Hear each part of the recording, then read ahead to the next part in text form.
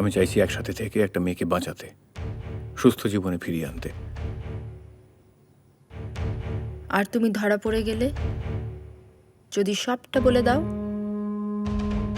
আমি কথা দিচ্ছি তোমাকে, কিন্তু একটা মানুষকে এভাবে শেষ করে ফেলা আমার পক্ষে সম্ভব না। এতদিন টানা অ্যালকোহলিক আর একাকিত্বময় জীবন কাটিয়েছে ও, এখন ফাইনালি জীবনের স্বাভাবিক স্রোতে ফিরছে আস্তে আস্তে। আই প্রমিস আমাদের কেউ খুঁজে পাবে না। ইনফ্যাক্ট আমরা নিজেদের আইডেন্টিটি চেঞ্জ করে নেব। তুমি কি শিওর ছোট বউ আর সাহেবকে একটুও ভালোবাসে না? হ্যাঁ, কারণ সাহেব প্রতি রাতে এই বাড়িতে আসে নিয়ম করে। আর তুমি সেই সুযোগটা নাও। মেয়েদের মন বোঝা এতটা সোজা নয় পূর্ণেন্দু। ছোট বউ আবেগে সর্বস্ব হলেও দিনের শেষে ওর দামি গাড়ি, বাড়ি, শাড়ি, গয়না, গাটি, মেকআপ, দামি উইস্কি চাইবে। অফোর্ড করতে পারবে তো? আর যদিও তখন সাহেবকে সবটা বলে বলটা তোমার কোর্টে দিয়ে দেয় যে তুমি তাকে ব্ল্যাকমেল করে বাইরে নিয়ে এসছো, তখন?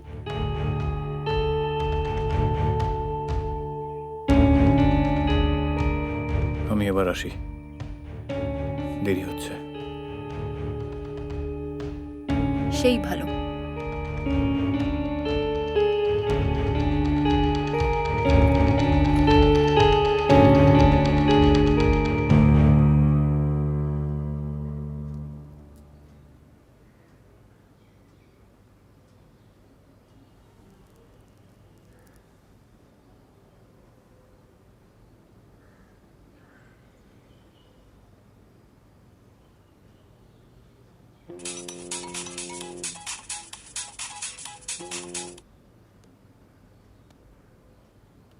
বলো।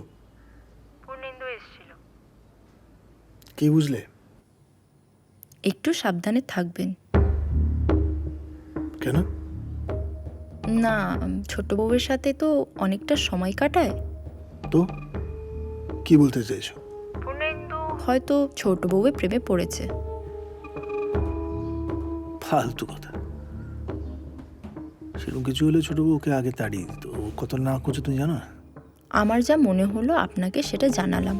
হ্যাঁ, অসুখ কিছু নয়। সেরকম কিছু হলে ব্যানার্জি বাবু আমাকে জানাতো। কমলা তো আছে।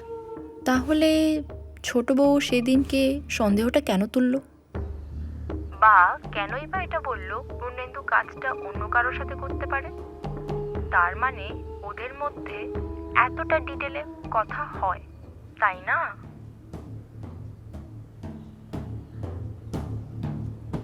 রাখছি, কাজ আছে।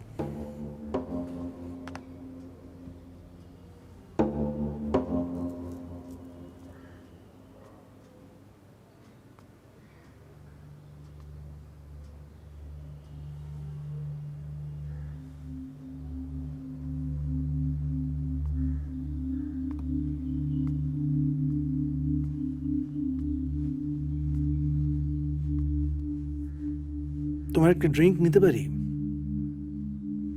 Of course you if you don't mind. Sure.